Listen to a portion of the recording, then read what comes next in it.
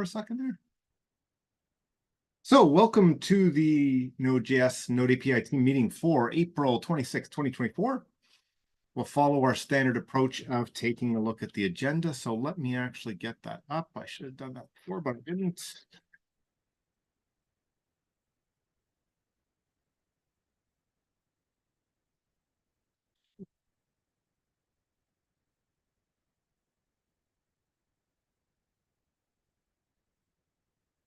Okay, I will share that. I got the right one, hopefully. And let me just check. If anybody sees Gabriel come back, let me know and I'll pull that. Because I don't see as big a window. So, but if anybody comes back, yeah, if you notice, let me know and I'll promote him. Okay, so first let's start with what's new with the Node API and Node add-on API world. Anything people would like to add to that?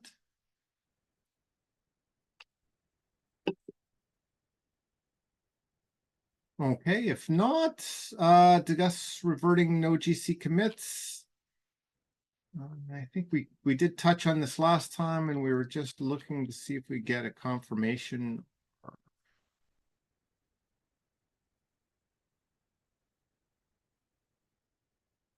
I see some changes to like undefined experimental.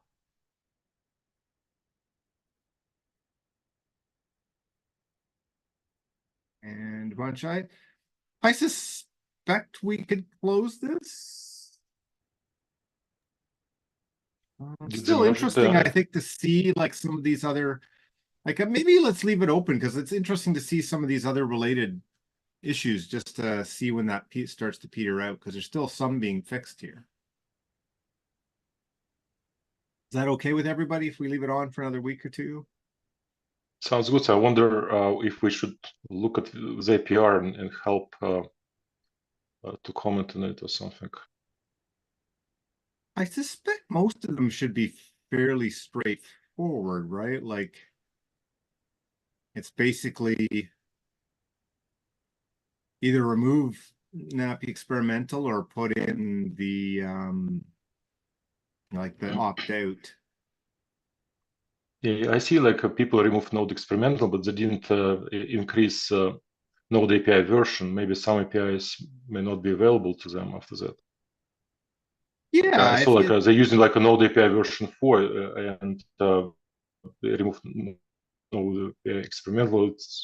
We can advise them to maybe kind of update it up to like 8 or something. You're right. Like it would be better to. Obviously, they never needed experimental.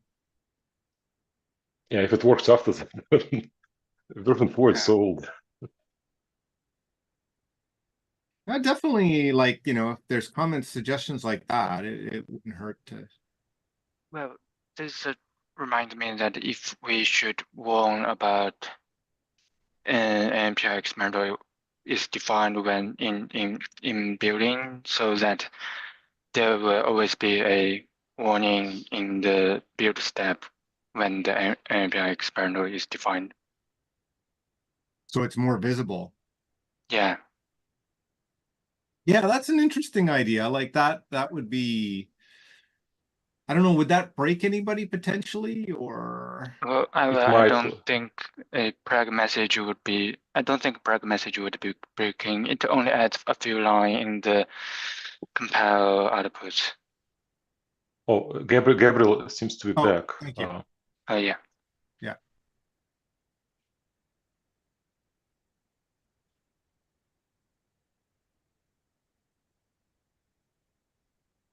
Okay, he's coming in.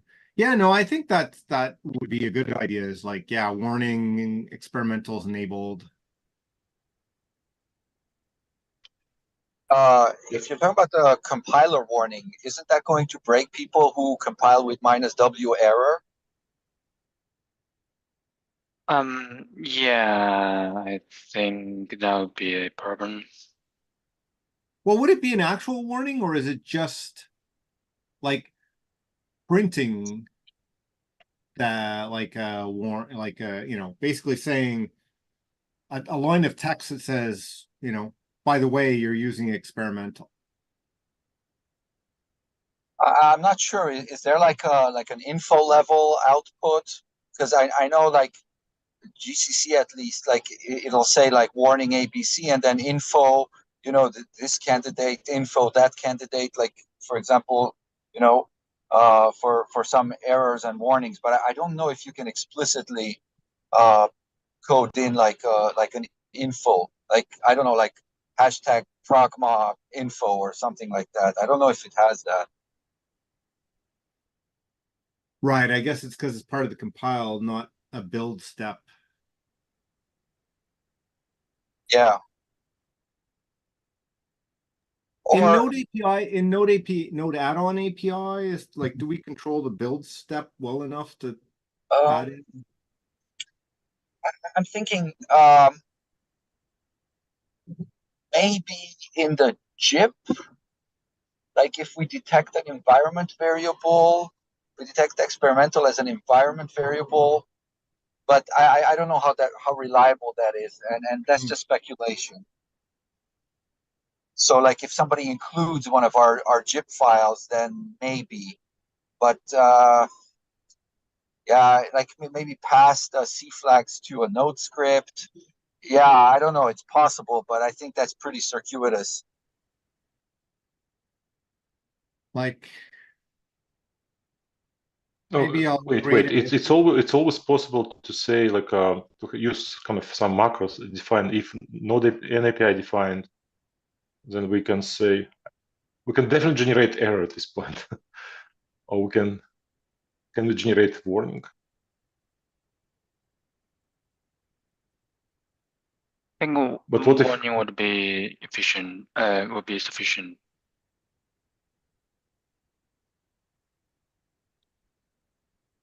I think we can do Oh, it in and the header file, right? it needs to be portable across compilers, right? Like, unless we want to dive into like, if it's this compiler, then, do it this way. If it's that compiler, do it that way.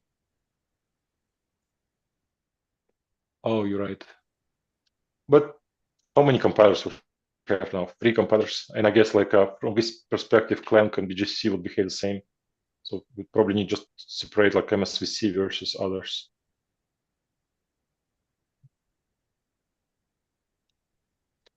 The only thing like we may break a lot of developers. Like for example, in Office in Microsoft, we often treat any warning as error.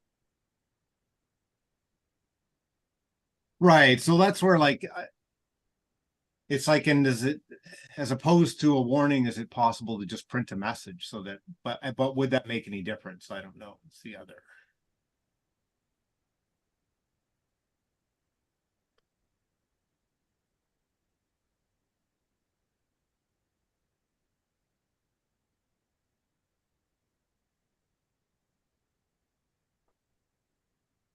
Unless people define another macro and saying like, I'm really sure I want to use node.js experimental.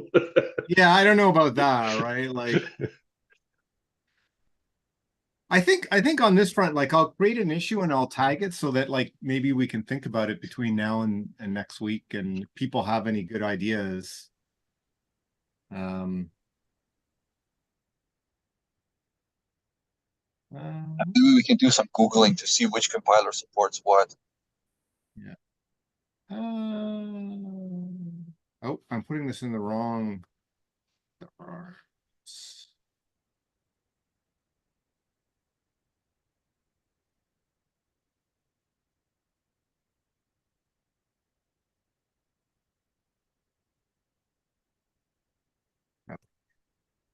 Wondering why they were getting those templates. Yeah, so maybe in this issue, if people have good ideas or whatever, we could put them in there. And I'll put it on the milestone 11 so that it reminds us to talk about it again.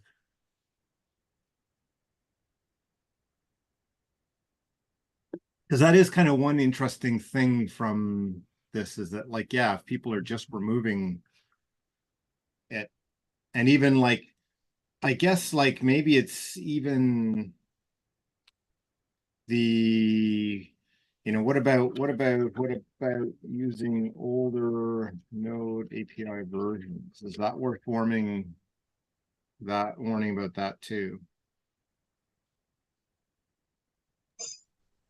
Or I maybe think that's just noise. I think we might be able to cover part of the cases by going with the add-on Jippy that's in Node Core, because that is involved in pretty much all like JIP-based builds. And so, you know, if it's defined in like the C flags in the target, as opposed to like in the source code itself, then you know we might be able to cover some cases, now that I think about it, without involving the compiler at all. But that's a big if. Okay, yeah, that's another good idea.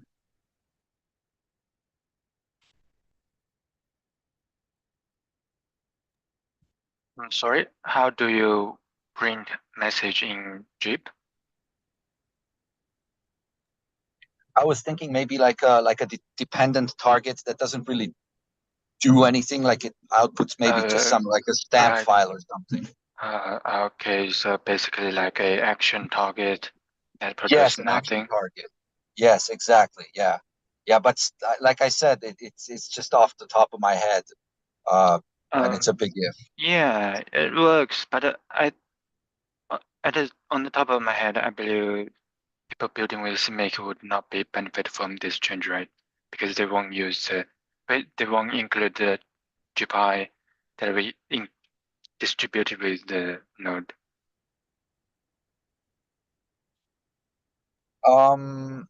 Well, it depends. I mean, if they use like CMake or something to build their add-on, then you're absolutely right.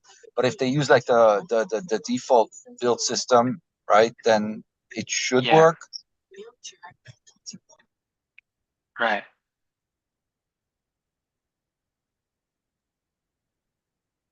And we probably don't want to have warning while we're building node.js, right, itself. Oh, I see. Okay. Well, I mean, yeah, because when we're building add-ons for the unit tests, then that's using the same mechanism, right? Yeah, good point. Well, I don't know. We can define we can change the make file to add a flag to suppress this, I guess. But say For no. we need one more flag to say I'm really sure I want to use it. Yeah, I don't.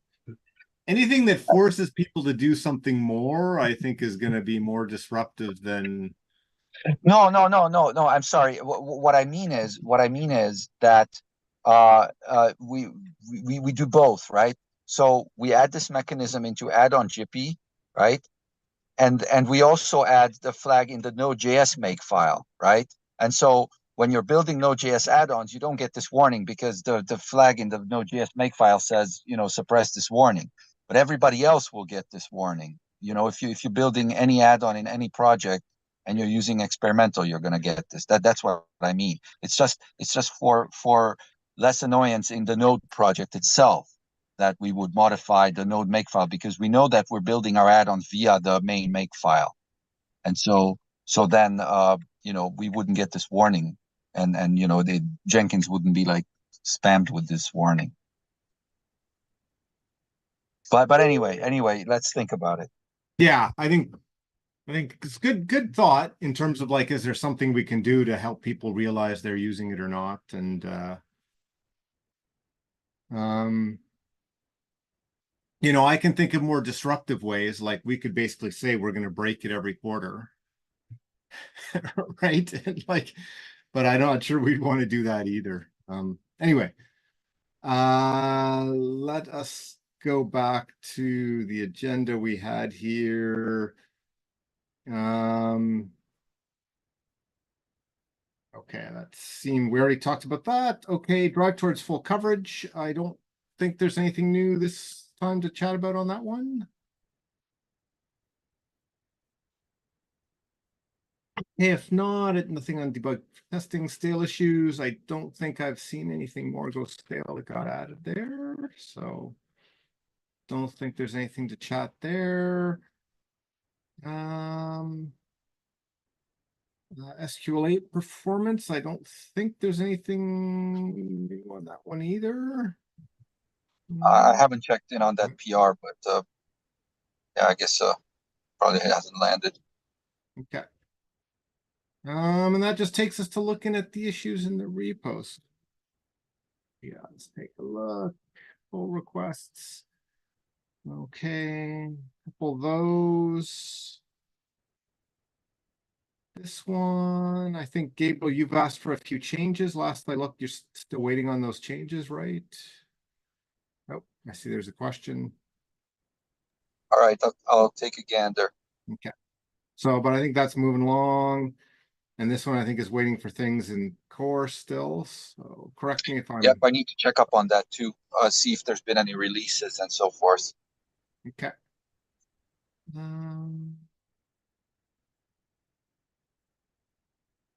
Okay, I think this one answered.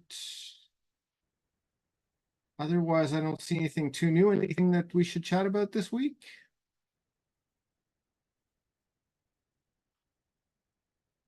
If not, I'll pop over to Node.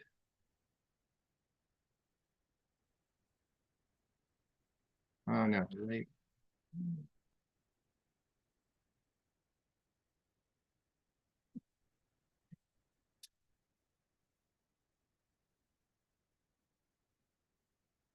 Okay, I don't see anything. Let's just see if there's any new comments here. I don't think so. I think we already looked at that, right? Yeah, that's the one we already looked at. So I don't see any other ones here that are new that we should chat about. So anything people have that we should chat about?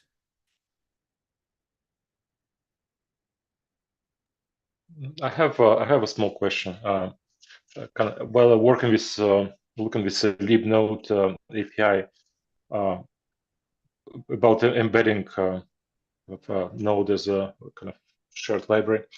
So one thing as part of this API, there is some kind of small script we execute every time during startup, like to define public require and stuff.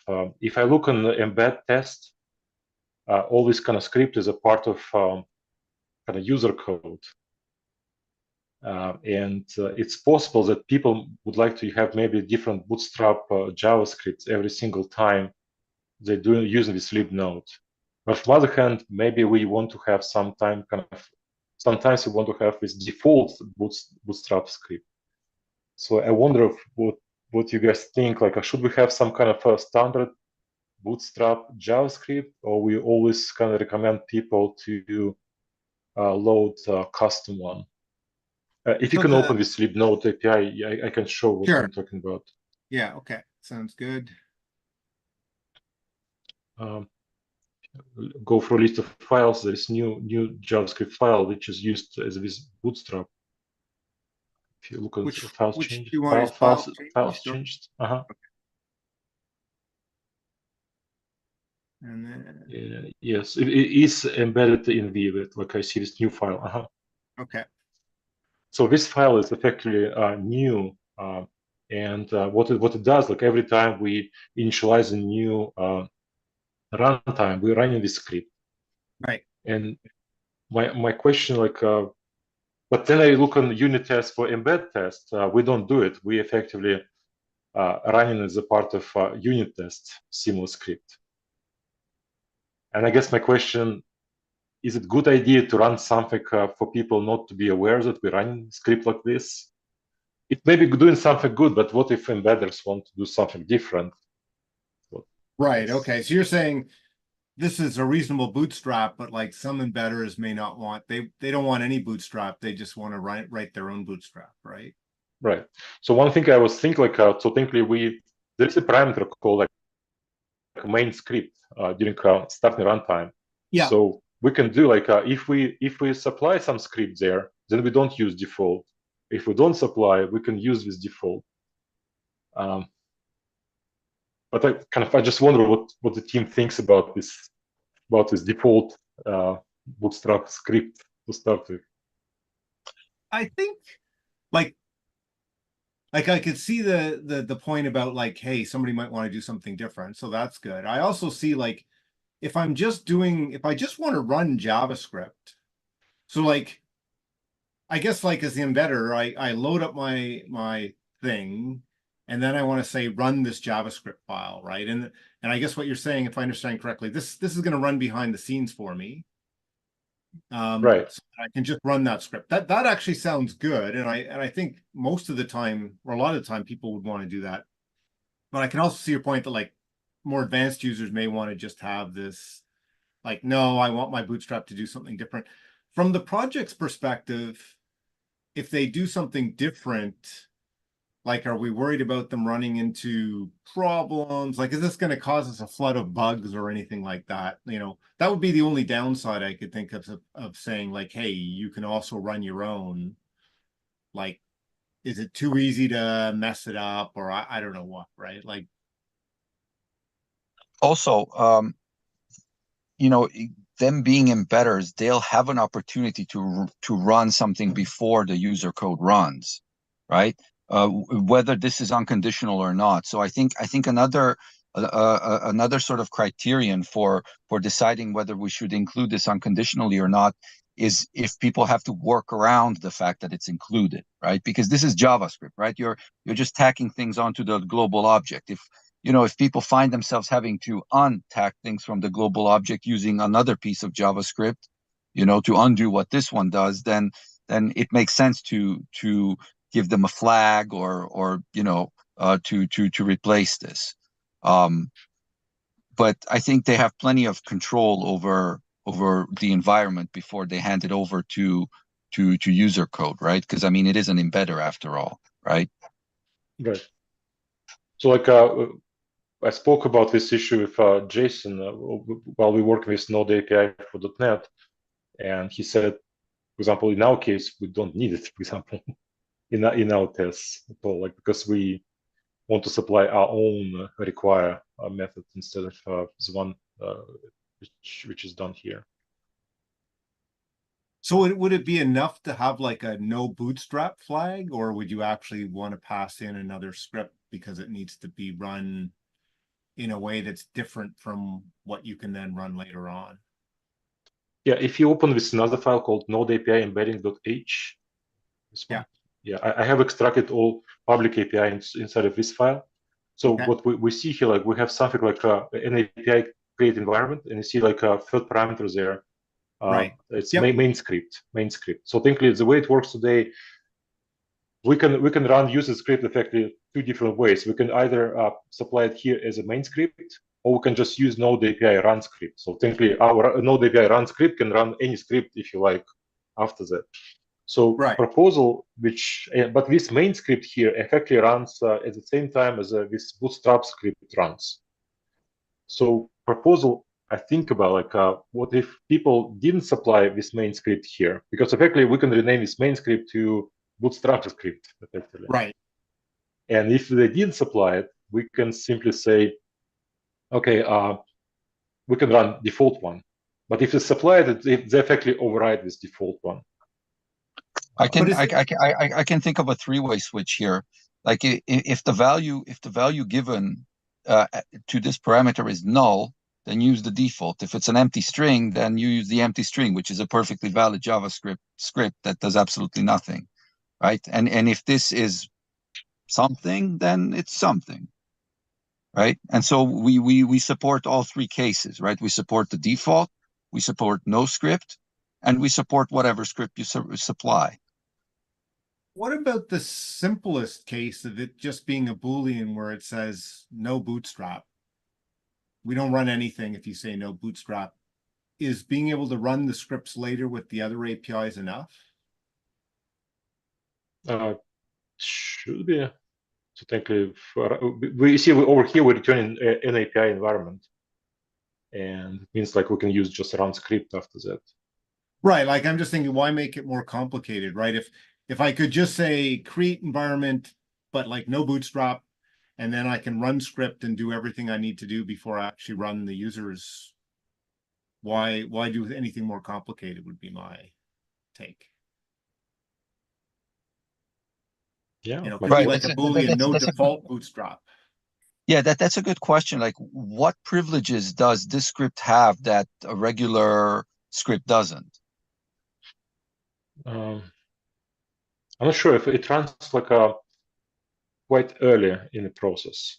Effectively, So that, we still running a bunch of node.js bootstrap scripts anyway, like pretty much initializing all these different internal variables, loading some internal modules. It still happens, but this is kind of just effectively some kind of custom script. And right, I could see that, like, if the unique thing is that it runs before other things, then it's still valuable to be able to run stuff there, right? Like, yeah, I'm thinking like if there is a distinction between just doing an API create environment, and let's say it doesn't support this parameter at all. It just creates your environment and it doesn't run any JavaScript, right? Now, if you can accomplish with this call plus an API run script what you would accomplish with this call alone, given this feature, then we don't need this feature, right? But if there are some things you cannot accomplish without being able to pass a script here, then we need to be able to pass a script here. In which case, we should be able to pass a script that is no script. I guess that's my fundamental angle here. Like, does this make things possible for embedders that would otherwise be impossible, having this script here? I can't. I'll look into it. I can't answer this question immediately. Because I think we got a couple like it could be like we could just add an additional flag. Like I think it's like, does this thing here, this main script, like that's maybe independent from the bootstrap part, right? Like so maybe just a flag that says like no bootstrap still makes sense, even if we leave that there. But I think we should only maybe leave that there if it gives you some capability you couldn't have by just calling the run script later on, right? Yeah, like I saw it like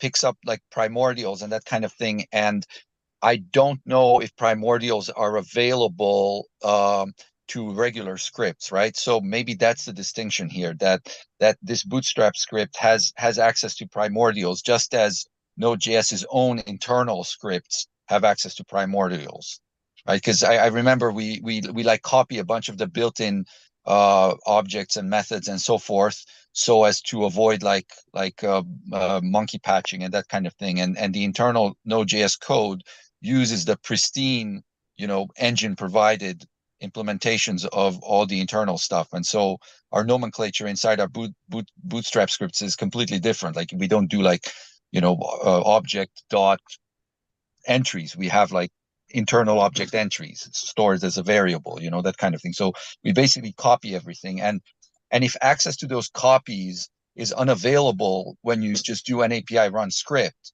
then this makes complete sense, because you want to run something in this privileged environment. Well, The only yeah, thing in order, It's a good point.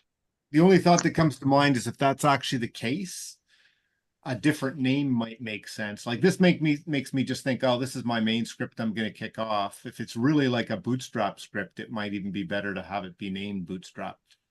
Yes, I agree. Yes, it should, like, if what I just said is true, then it should be made clear that this script is not designed for general consumption or general sourcing, right? It's designed for being part of the embedding itself. Another small nit. I know this PR is old, but these should read Node API this and Node API that these days. Correct. Like it should be underscore another API. thing. Yeah. I'm sorry. Yeah, another point that I would like to bring up is that if this main script allows access to the Node.js internal modules, which is like internal / URL or internal / other part of the thing, which is not exposed exposed to userland and which is not exposed to an API run script. If these are exposed to this main script, then there would be no API guarantee on the internal script because it's internal to Node.js core. So I would say that if they are exposed, it will defeat the API guarantee that this proposal would like to address. So that would be a big concern about that access. Also, Okay, that's this a good includes the Primordial, because Primordial are also internal to Node.js core in core buildings. Yeah, I think that's a fair point, right? Like, we're saying like the embedder is sort of a level of privilege that is lower than Node.js core, but is higher than the user code executed by the resulting embedded environment. And so maybe our documentation has to make clear to those wishing to use this API that they should not basically expose the internals, because then, as you said, that defeats the purpose of them being internal. But we cannot prevent it. If somebody chooses to supply a Bootstrap script that basically copies everything to global this, then we can't stop them. Well, right? I mean, the embedder with the Node API embedder should not access to the internal building modules as well, because that would defeat the API guarantee that an API provides, right? Because the internal APIs would change without any guarantees. Yeah, really almost the naming, now that I look at it, says like, I could see like I create my environment and I've given it a run script, a main script, and then I run that environment. That almost seems to me like when I say node and I pass it a script. So hopefully Yeah. that's what it is, in which case it has no special privileges. And that would mean that it would be the same as later calling run script. But I think this concept of a main script still is maybe a little different than something you would run later, like running, calling a function or something. So I think that still makes sense. Like in that case, I could see just a Boolean flag that says like, don't run the bootstrap. I'm not going to let you run any extra bootstrap, but I'm okay not running your bootstrap stuff, this bootstrap stuff, if you can run without that and like put in this stuff later on, just like you could in Node. And I guess hopefully there's no risk that like that becomes like not running the bootstrap becomes version specific, if you know what I mean. Like that I could see making sense, but I guess it's like, I think, your original question was like, does anybody have any concerns about us potentially not running the bootstrap? I don't hear anybody saying that's a terrible idea. We've just gone into a bunch of other stuff. I would like to distinguish what part or what because there are multiple stages in the normal Node.js bootstrap, so I would like to distinguish what bootstrap step would not be included in this Right. Okay. So it's embedded like, script. right. Yeah. So basically, in this script, it sets up like the module system, but I would say that exposing module require and import as a global, I would see that this will be much more pushback around this part.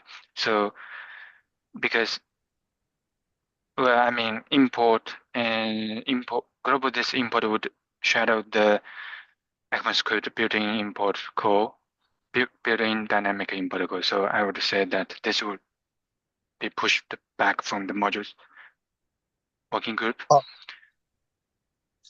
On the other hand, this is an embedded environment, right? And so, Yeah. so the implementation of import may be different. It may have the same look and feel as the standard, but it may need to be different from the way a node normally does imports. Like for example, in JavaScript, right? We didn't have import yet, but we had require, right? But what require does is very different from what happens in node.js, right?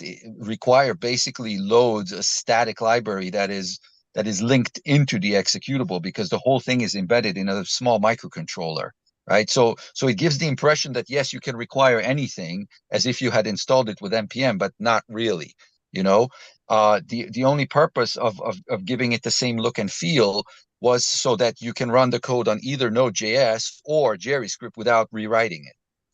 And so given that this is embedded node.js, the way by which you satisfy the user's code that says require this or import this may be very, very different from the way Node does it. And so that may be one of the values of being able to embed like this, is that you are able to specify a very different mechanism for dynamically loading things.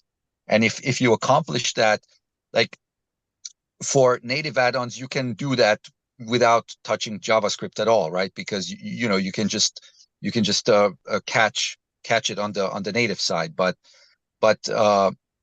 for other environments, you may need to create a native binding that is like, require in name of environment goes here, bracket, and then some string, which may be a file name, maybe something completely different that just happens to look like a file name, and you may need to be able to expose that to JavaScript, right?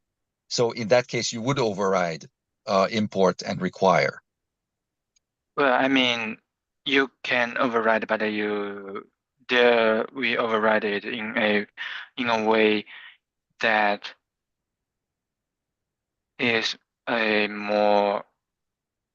it override in a way that seems like more a workaround, because there are engine hooks that is dedicated for dynamic import call. Because dynamic import call is not a function, it is a engine built-in keyword. Yeah. I Okay, guess, yeah, like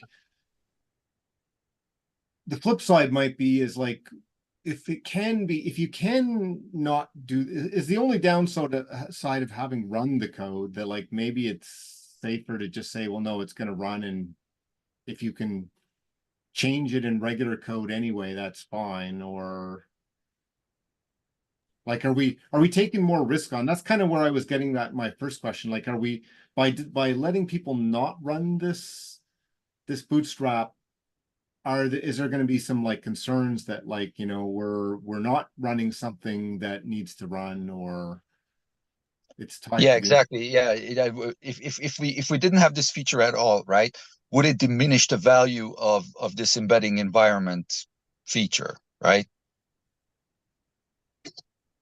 Because yes, you can create an embedder, but you can't do this, you can't do that. You have to stick to Node.js conventions for this and for that, right? So, that might diminish its value. But at the same time, I'm thinking, okay, maybe don't give away the farm just yet. Like maybe we can gradually let go of the various features, right? Like we don't need to immediately provide access to all the primordials, we can simply sorry, just a second. Like we can give partial access. Like basically we start with this particular environment being equivalent to just calling node run script, and that's all you get. You don't get any primordials, you don't get any special treatment. I think like from our discussion, I don't think unless it's necessary, I don't think we want to be letting people run a script to replace the bootstrap. And now I'm even wondering, like, it might be nice to not run it, but like, is it really needed? Should we complicate our lives by providing that option now? So I don't know, Vladimir, you were like, it started with like, hey, we don't need to run that. Is that kind of like a nice to have versus a, hey, it causes us some problem? I think we can take the conservative approach and simply like this feature never even existed, right? Because this is still a PR, right? And then we can, if it turns out that people really need to sort of interject in a privileged way something before the user code starts to run, then we can make a decision then and there as to how much privilege we need to accord, what is the minimum privilege at the moment when we need to accord it, right? And then we can modify the API, or we can add an additional API call before you like start the environment, because I mean this is like several levels. Like you have platform and then you have environment, right? And you can put a call in between saying like set platform boot up script or something like that, you know. And good to hear from Vladimir. Like, was this like, do you think this was a nice to have versus a like it's a problem you know that you wanted to fix? No, technically, what I was trying to do, because lately it was a lot of changes around this embedded API happened. For example, this script as it is written today doesn't work anymore. So I have a new version of my branch because we changed how, for example, ESM loader does not exist anymore. It's actually been moved to different location. It's why kind of this script doesn't even run. So what I'm seeing that if you look, if you go to source code for node.js inside of tests, if you look inside of not a part of this PR, but just go to source code for node. It's also kind of if you go to test, sorry, not RCC test. Okay, sorry, test Embed test or embedding, sorry, test embedding. And you look with the beta.cc, C++ file. Oh, I have. If you scroll down a bit, we have this run environments where I think it's all the way down. Okay, over here, yes. So we see we're using this load environment, and effectively, everything what we just saw in this bootstrap script, we actually see it here. Like so, technically, today we're using C++ API for this embedding.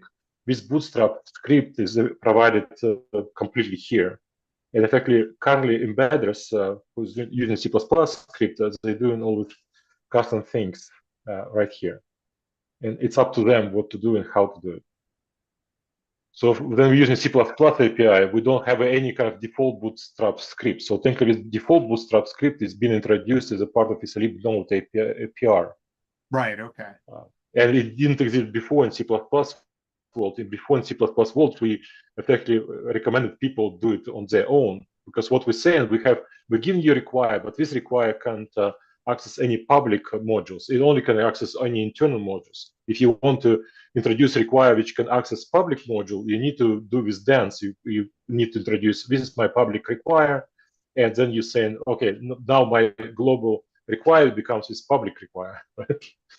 But by default, embedders not given public require, because like Gabriel said, in every specific situation, people can potentially can use different public require, which instead of really going from specific folder that we're using today, it may actually grab from code which already embedded inside of your executable, for example, some resources from your executable. Right. But this code isn't, so that code though does not correspond to the main script, does it? It's kind of, I think it was this way idea came with this main script, because technically this load environment API probably calls it main script or something like this. So it was, I think it's the way this main script. Yeah, right. This run in this context probably runs that main script, right? Yes. Right. Okay.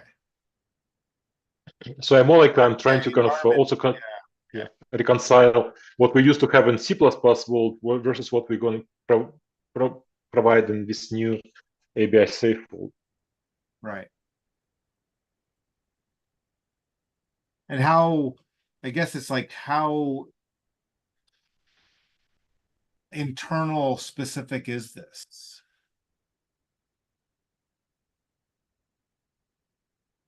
Like if that code is going to change, like I can see like if the bootstrap code to do like the bootstrap code is going to have to change for different versions of Node. That's not so great, right? Like you know, in that case, the standard bootstrap, maybe you do want to provide something that like this minimal bootstrap is going to continue working across versions. The other solution that I can think of is to not provide, not expose the ability to provide any arbitrary code when you create. So basically, not expose this parameter as is, but we could say something like, give me a function pointer that represents how you resolve a require, or give me a function pointer that represents how you resolve an import, and so so that we provide, as the API matures, the things that embedders need most without giving them sort of a blank check. You can do anything with this code. It's completely privileged, and you can overwrite the world if you want. Instead, we give them an API for each thing that they might need, and initially, either we use a hard-coded bootstrap, or we use no bootstrap, and then if it turns out that without the ability to override require, this API is completely useless because you're forced into whatever Node.js does, which is not what embedded environments do, then we add an API that says, okay, embedder, give me your implementation of require, and okay, embedder, give me your implementation of whatever else it turns out that they need. And so we gradually let up, and we still control what it is that we accept and how we use what we accept. I kind of wonder, like, does this code need to be privileged or not? If the answer is no, then like, and does it would almost be like, we could provide the default bootstrap, and then like maybe we could turn it off, but like if we did turn it off, it would be like you no longer are guaranteed ABI stability, because like, if you're going to use, like, if they're going to write some code that requires knowledge, like internal knowledge, then we want to avoid them having to do that in as many cases as we want. And that's where I could see like the default bootstrap could make a lot of sense, and that like we can change that from release to release so that it still gives you the default stuff you need, but document that like, well, okay, if you turn that off and do it yourself, if you use anything internal,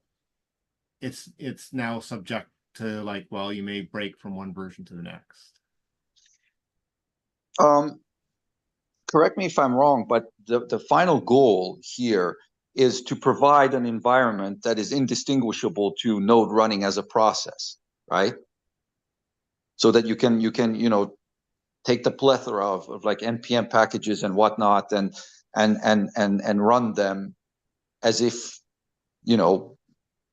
if it were a process started from the command line, right?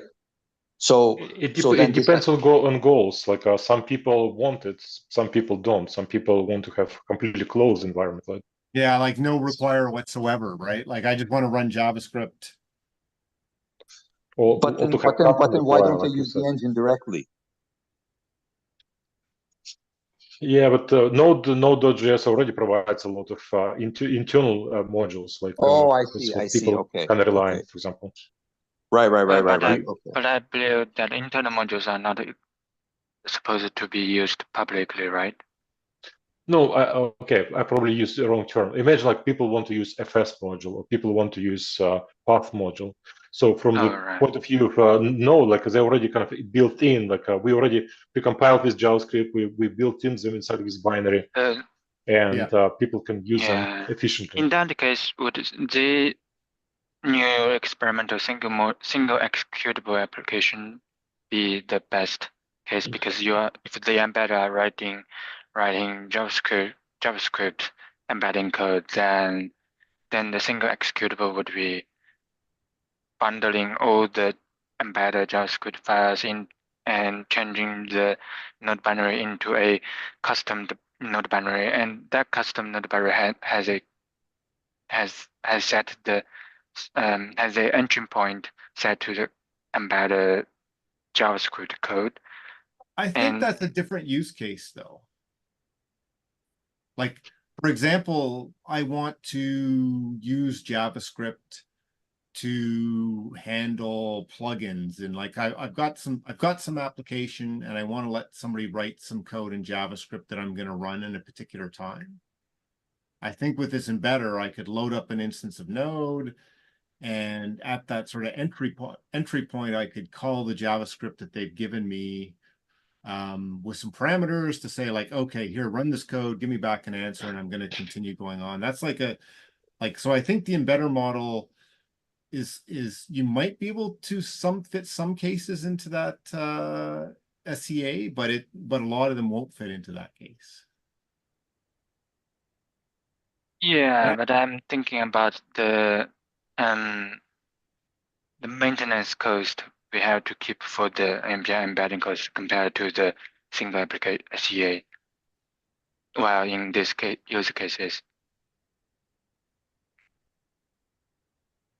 I think like that's where we're like, what's the minimum we could support that's going to be like, Yeah. like I think like I'm thinking we need, it's probably good that we have some sort of default bootstrap. And I think maybe turning that off, like, if you don't want to have require, like, okay, we're not going to set up the default environment for you, but to start, we're not going to give you any special privileges to set up a new environment. Like whatever you can do in regular code is if you'd run it in the main program, that's all you can do after that. Like that might be the right balance, if you know what I mean. Yeah, we can certainly start with that, right? And we now have this really cool way of, changing the API as long as, we put it behind experimental and behind a feature flag. And then, only if you move up to the next version of Node API do you really need to do the work of fixing the breakage, right? Like we have this mechanism now. So if we are wrong about the design, right, and then it turns out that you need another parameter, well then you can wait for the next release of Node API, and then you will have that parameter. We're not even promising this is a Node API to start. It uses Node API so that like we might, but like this initial version is going to be like, this is not ABI stable, not part of Node API. Well, of course, yeah, because it's experimental, right? Well, it's not even experimental. It's like not even part of Node API is the way we've cast. Well, we're giving it the look and feel though, right? Like, and it's got the look and feel, but we're going to be careful to say this is not part of Node API yet. So don't expect ABI stability. Just saying like it should give us a little more flexibility, but yeah. At this point, we're just saying it's a C-based API. It means like for example, for our Node API for .NET project, main advantage we can start using it from a .NET environment, or like people can use it from Rust, or people can use from all these different languages. Current C++ API does not allow to do it. That's yes, of course. Biggest advantage of just having C API. And we may get it, hopefully we can get it into Node API at some point. That's why we're using the format. Yeah, honestly, just to avoid. Yeah, I'm just thinking that this, I believe this actually lines up nicely with the JavaScript, like with ECMA script spec too, because I believe ECMA script spec has a concept of like, creating like an environment, like a realm, I think they call it, or something like that. But there are something to note about is that there are no API or any other guarantee on the stability guarantee on the host.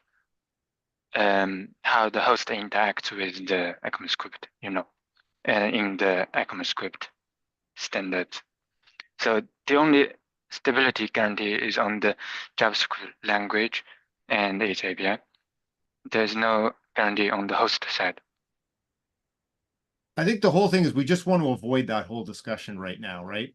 We want to provide a C thing. Let's provide a C thing using Node API, but not confuse it. That means that it is. So we should still have the flexibility to change it. But yeah, I guess it comes down to like if the simply turning off the like the bootstrap is good enough, like then maybe that's all we do. And, you know, the main script hopefully runs just like any other main script. And so it's not really like, it's not using any privilege. So all we're saying is we'll turn this off and that's it. So what I'm hearing, like, so technically, we don't want to have any kind of privilege script, what you just said. I just want kind of, but in some cases, we want to provide, say, access to default public require, for example, right? And we can achieve it by introducing maybe special flags, like which we do with load environment. So imagine if people supply it in this API, I would like to have public require, which default public require. Right? Yeah. If people said, I want it, we just execute a small bootstrap script ourselves internally. Yeah. Kind of driven by this flag. If people didn't supply this flag, no public require will be available. The same about like, for example, this import statement. If people want to say, I would like to have this default import statement. Sorry, I don't know much about ESM modules. And you guys will jump on this code review and say, we don't want it at all. So we can remove it. But thankfully, we can effectively split up the standard Bootstrap script into a set of flags, C flag, kind of enums, right? If people supply this flag enums, we can execute in small Bootstrap scripts for each of them. If we don't do anything, right? I think that's a good, like, that might be a good way to go, because then it's basically like people can like, and those should be standard ECMAScript things, right? Like, you know, a require, or maybe they're not, but like they would be things where we could basically say, do you want this or not? If you don't, we won't set it up for you, right? Like, right. But there's no option to run some other script. Right. Yeah. And then we simply say the rest you can do simply from run script, or better yet, if you look on this specific code which we're looking right now, like what's lately added into this code, they effectively allow you to compile JavaScript and then run this compile script. I would rather have this feature as well, because imagine like people can simply compile the JavaScript, embed inside of the executable, and run it the most efficient one directly from resource file. So I would rather have this feature added. Right, that you can almost already do with the embedder API though, right? Because you could say, don't you say like, here's the script to run? Or do you give it a file name? Is that the... No, like you see, if you look at this code, you see building snapshot. So technically, currently, yes, C++ okay, yeah, embedder right. allows you kind of create snapshots and run snapshots. So I would say, if I want to give something to embedders, I would really love to add this feature. Right, yeah, okay, right. You could have the feature that says, yeah, like another API that says run from snapshot or something. Yes. Yeah. It's like just in addition to run script. So this snapshot is not privileged. It's just normal thing, but just allows you to run more efficient JavaScript if you like, if you embedder. Yeah, no, I think that makes sense. Like I think we already have like the tools to create a snapshot, then a run snapshot makes a lot of sense.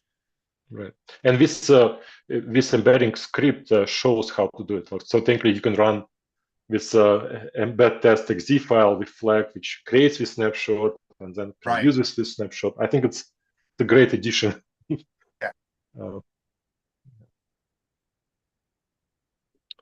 Okay, I like this discussion. I think it's kind of changes the whole kind of thing that pretty well. Like so, we kind of provide approach. We don't run any privileged script to start with, unless we kind of strongly been asked for, but rather kind of make it more. Yeah, because I think anything that's like not just a regular script that you could run from a node, whatever, that gets us potentially into internals, and really, if we can avoid that, we're better off.